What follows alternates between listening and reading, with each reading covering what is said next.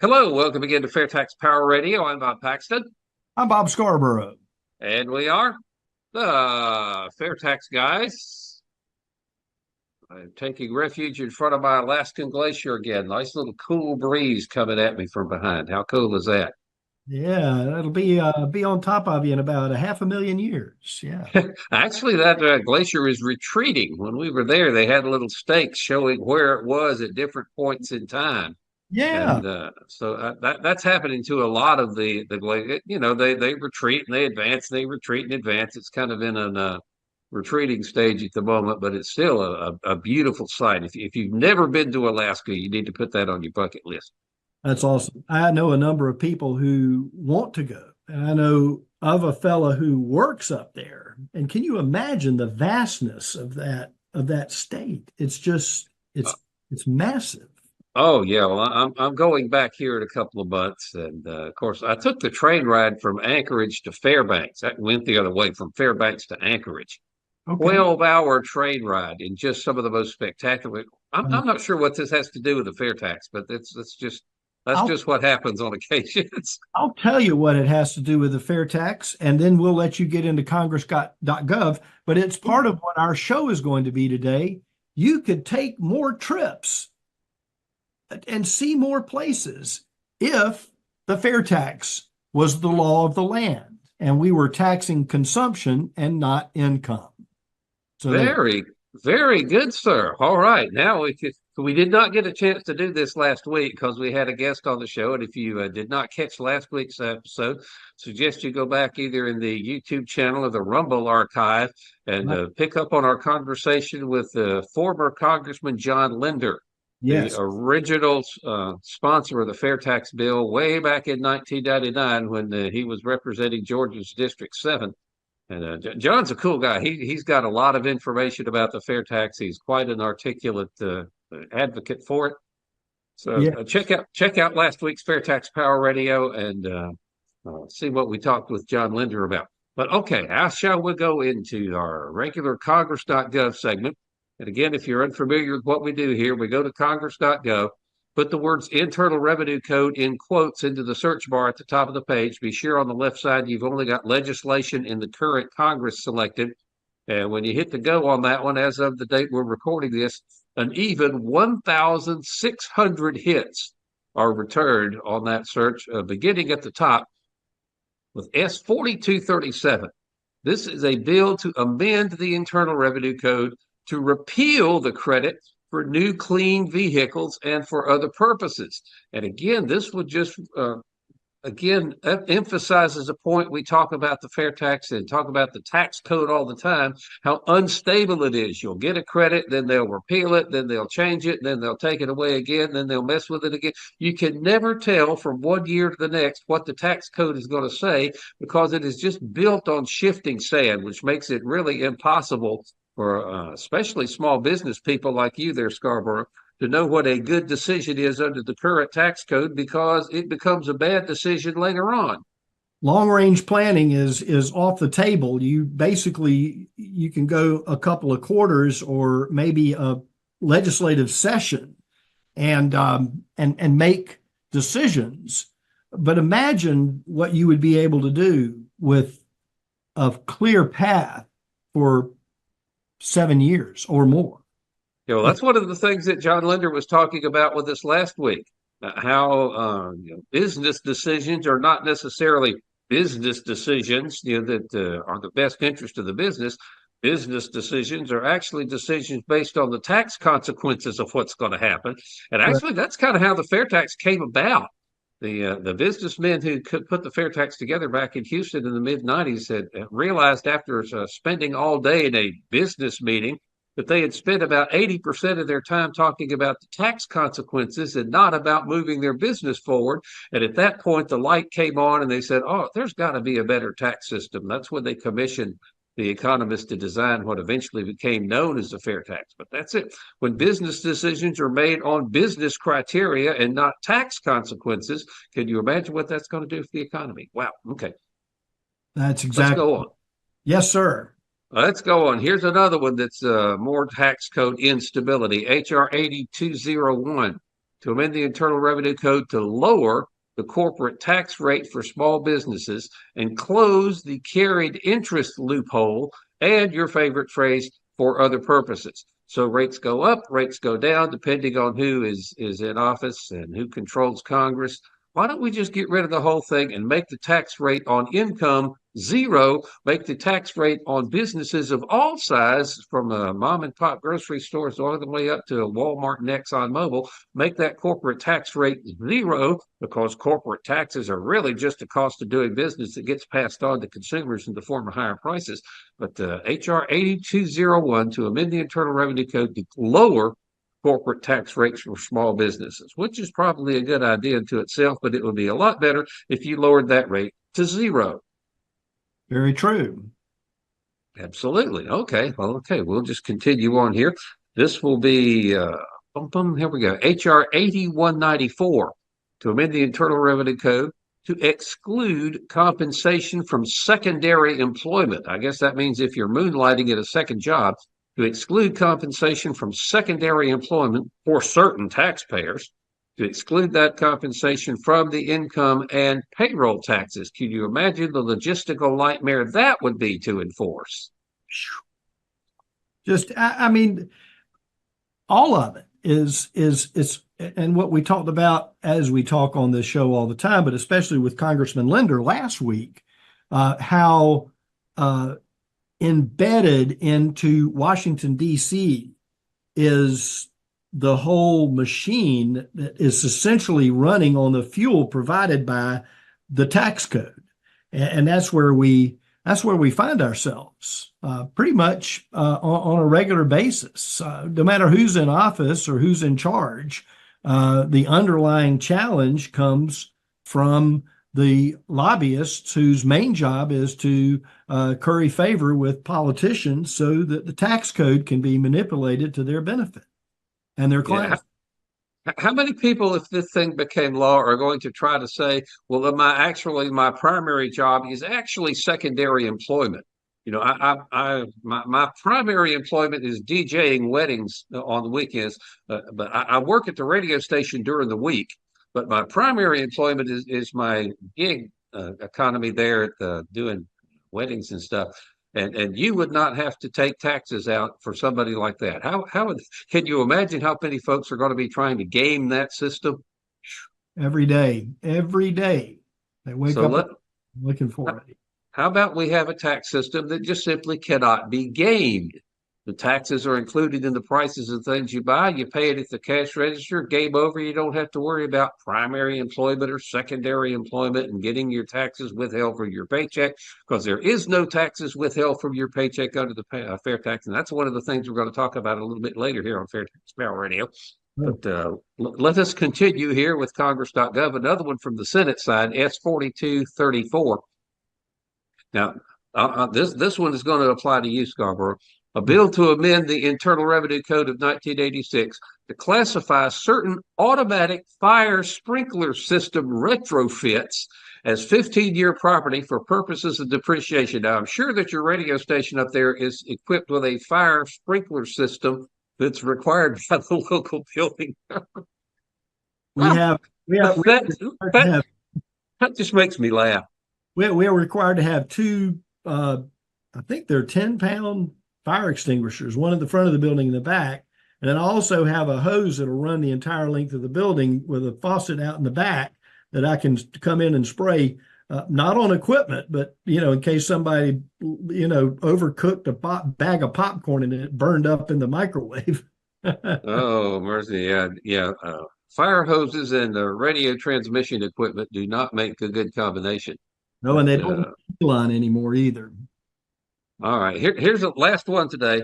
This is HR 8175 to amend the Internal Revenue Code to prohibit 501c4 entities from using more than 10% of total expenditures on certain political expenditures and for other purposes. So the Congress critters are now using the tax code to tell organizations what they can and can't do with their own money. Isn't that wonderful? Yeah, that's always an exciting time for anybody, I would think. And then that's the other side of it, and we'll get into this a little bit later. But with the fair tax, federal government is out of your back pocket until you decide to essentially buy something. And even then, they're not in your pocket because it goes through the cash register and then goes. So they have no idea what you're doing. And I think that's the big issue here: liberty, freedom, and the privacy that you get from the fair tax with regard to your relationship with the federal government. And goodness gracious, do we ever need something like this now? Well, that is a perfect lead into what we want to talk about here on this edition of Fairtax Power Radio. We're going to kind of have to wing this. We don't have a script to go by, but you're talking about the differences in our lives, how things would be different for people on an everyday basis. You know, a lot of times you give somebody a reason for supporting the fair tax, and it's kind of won't say it's abstract, but it doesn't affect them directly on a day-to-day basis. And let's look at what the fair tax would do for folks on a day-to-day basis. And one of the things you hit is anonymity. The government knows more about you than you know about yourself almost. The government knows more about your personal finances than you're comfortable telling your own children. And when the government has information like that on people, then it's supposed to be a federal felony to release that without the taxpayer's permission, but we know that happens all the time. It's just not secure. So I like having my privacy protected. When I pay my federal taxes, I don't want to have to tell the federal government the intimate details of my personal finances, where I got my money, how much money I got from various different sources, what I spent it on, how much I gave to the church, how much I spent for daycare, how much I spent for medical expenses, all that stuff. Doggone it, Uncle Sam, that's none of your business. And if we had the fair tax, it would be none of your business, Uncle Sam. We would not have to tell them that. That's really cool. Never having to file a tax return again, which is probably a memory that is fresh in a lot of people's mind. Tax day was about a month ago. And wouldn't you be much better if you did not have to keep records that support your tax return all year, and you didn't have to fill out a tax return? The government does not know much about you at all. That feels good. Well, yeah.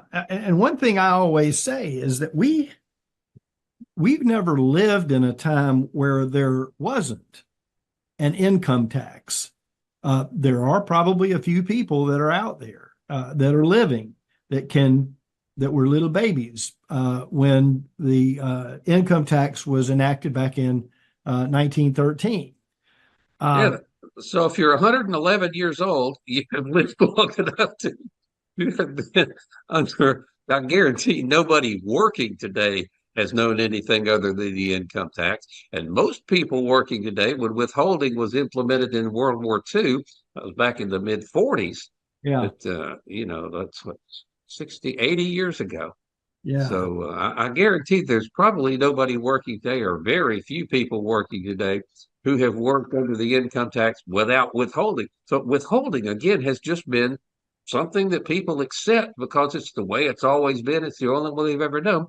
Imagine bringing home your entire paycheck without any of that withholding, without any payroll taxes, because the payroll taxes are like 7.65% when you add up the Medicare and the Social Security taxes. Again, this is money that Uncle Sam just takes right off the top of your paycheck before you even see it. It's money that the government takes from you that you don't get to spend on your family first. And that's just wrong. Yes, and one thing that, since we just got through a month ago doing our taxes, so you have all the numbers together. I'd like for everyone to have a moment after the show is over to go through their numbers and look at that and say, okay, here's gross income. This is what I made at the top of that 1040 form or whatever it is that you use, and then look at what came out and come up with a number and think about, from the federal tax standpoint, what you could have done with that money at the time that you were paid. In other words, without the benefit of having the federal government take the taxes out. What are the things that you could do? As a business owner, I can tell you all kinds of things that I could do besides keeping track of the taxes and the responsibilities that are there in terms of innovation, in terms of my mind. Thought processes are now unencumbered when it comes to innovation and creativity. And I'm sure that's the same. And as we said at the beginning of the show, Bob P has a glacier flowing behind him, retreating as it is at this particular point in time. But he took a trip to that area and has taken another one. But I would like to think that if you had a certain amount of money every month that wasn't given to the federal government first, that you could probably find something to do with it that would benefit you and your family more than having it taken out and then getting it in whenever you get your taxes done in the first part of the year. And you see folks coming out of the big ticket department stores with items that they purchased, or maybe it's a no interest savings plan that they look at when they get the return. Finally, that they can go and take that whatever that number is from the federal return and say, okay, now I can go buy a big screen TV. I can pay down this debt. The complexities of our current inflationary stagflation that we're in today makes it sometimes impossible to do anything but pay for groceries and gas and so on. But imagine what you could do. Bob could go to Alaska a couple more times, or he may go to Antarctica. Or Australia or some other place that he hadn't been, if he had all that money that he could do what he wanted to with that in the month that he made it. Of course, you're retired. I don't know about Antarctica. That is constantly cold. Alaska is actually pretty pleasant in the summertime. When I took the train from Fairbanks to Anchorage, they had an open air observation platform on the car, and they were just out there. And of course, trains moving, 40, 50 miles an hour. So you got that much wind on you. But it was very, very pleasant in Alaska during the summertime. Antarctica, not so sure anyway. But really, if you're used to living on your net pay, here's something you can do. You can look at your paycheck and you can see kind of the difference between your gross pay and your net pay. You can see what percentage of your gross pay the federal government takes away from you via federal withholding and payroll taxes. And if you had the fair tax and you were bringing home your paycheck without those withholding and payroll taxes, why don't you just take the amount of the withholding and payroll taxes, and instead of just sending it to the federal government as an interest-free loan, put that in some kind of, interest-bearing account, or, maybe a brokerage account, whatever. Invest your own money, the money that the government is taking away from you. If you could invest that own money in your own name, and at the end of the year, rather than having to file a tax return to, get your change back, you would have your own money all year long with a fair tax. I don't understand how people of all political persuasions, party affiliations and what have you. I don't know anybody who would not like to have more money to work with on a day-to-day basis, and why people are not supporting the fair tax to the degree that they should be. And this too, missed opportunity. Okay, so you've got your net pay versus your gross, and there's something that comes up in June or July or August or some month in the middle, in between tax collection and tax return and tax refund. Imagine how that fits in. If you might have an opportunity to buy into a new company being started in your area. A friend of yours, for example, an entrepreneur, comes to you and says, "Here's my presentation. Would you be interested in helping me put this together?" And so you would say today, "Well, I don't have any money. I don't have any spare money. I don't have a whole lot. I've got to pay my bills. I've got net, I got my net pay, but I don't have that deduction. I don't have that money that would come if the fair tax were enacted. So there's missed opportunity, and even in business, sometimes business owners get distracted by the process of keeping up with and recording and managing the tax responsibilities. And so, how many hours are there in the day that you can devote to innovation and moving things forward from a business standpoint? And then the mental part of it too is the challenges that are faced with scratching your head about, is this the right way to do this? And now you've got to go find a CPA or a tax lawyer to help you with more complex issues. And there goes some more of your money from a business perspective. How do you reconcile the loss of that time due to the fact that we have to deal with the income tax? Oh, it's crazy. I tell you what, let me shift gears here. We've got about not quite 7 minutes left here in the program. You mention this all the time. People love getting their tax refunds. They get a couple $100 back, maybe a couple $1,000 back. They feel like they're just suddenly rich, but actually all they're getting back is their change from the overpayment they have made on their taxes. But and again, some people don't get a tax refund. Some people have to write a check on April 15th. But with the fair tax, not only does your withholding and your payroll taxes go away, you get a tax refund every month, not once a year, maybe every month, guaranteed. With the fair tax, you get a tax refund. People like tax refunds, right? So why would people not want to have a tax refund every month versus once a year, maybe? Maybe. Yeah, that's the thing. Again, missed opportunities, and all that goes along with that. But yes, our challenges really are really substantial with regard to compliance, whether you're an individual or a business owner, one man operation or family operation. Or a large corporation that has a whole floor of people that do nothing but generate advice, consult on tax matters.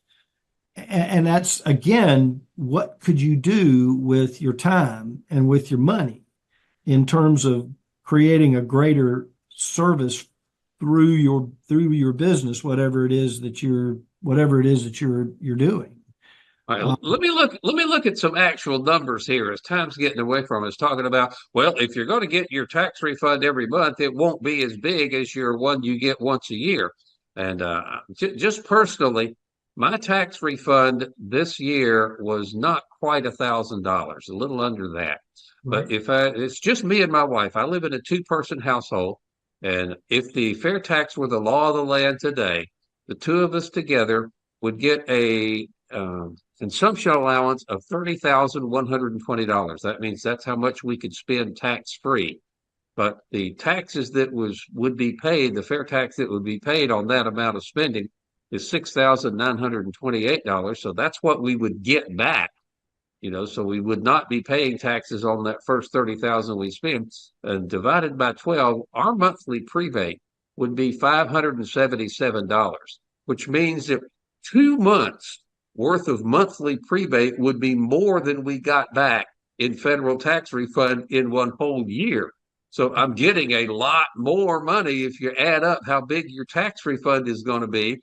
At least in my case, we would be getting considerably, and I mean considerably more back than we get $6,000 back as opposed to 900 and something.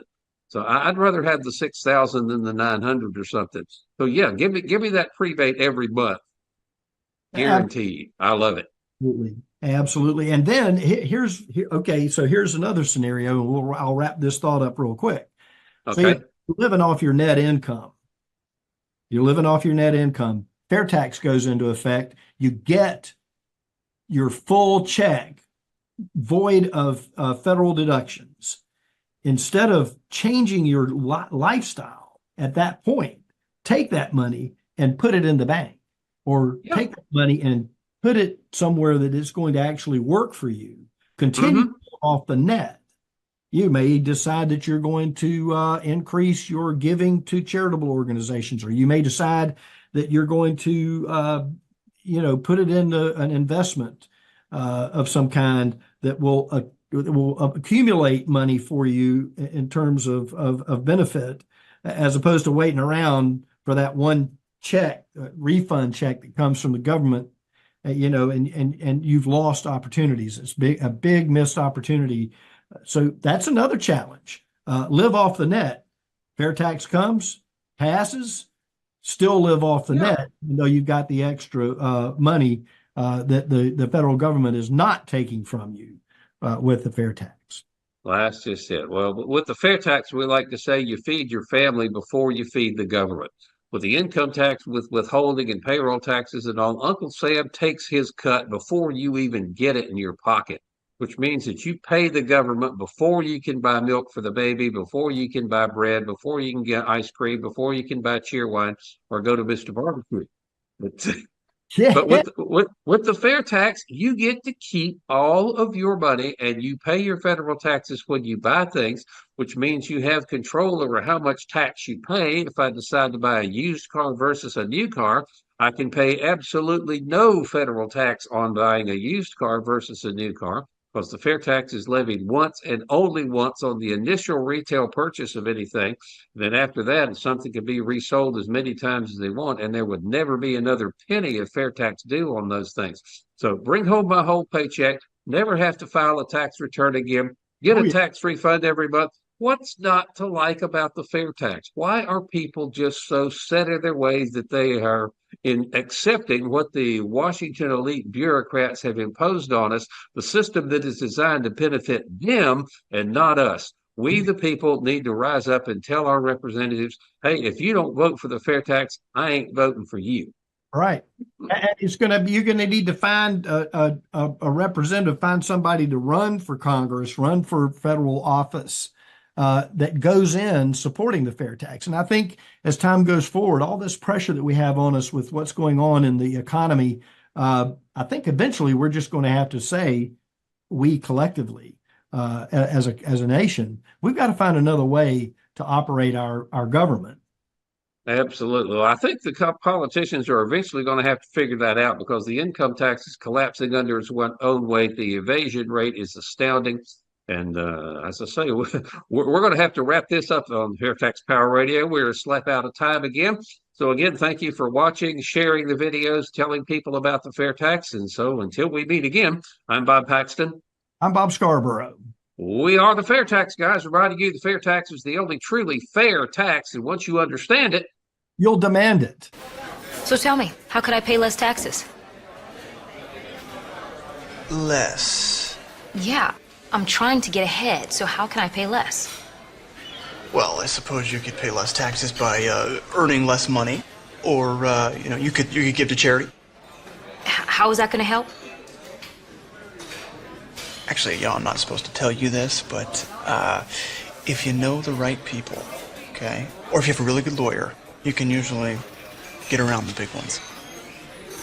If I may. Under the fair tax, to pay less taxes, you would simply consume less. You would control how much you pay and when you pay your taxes simply by choosing what you purchase and when you purchase something. So I could stay focused and get ahead. Exactly.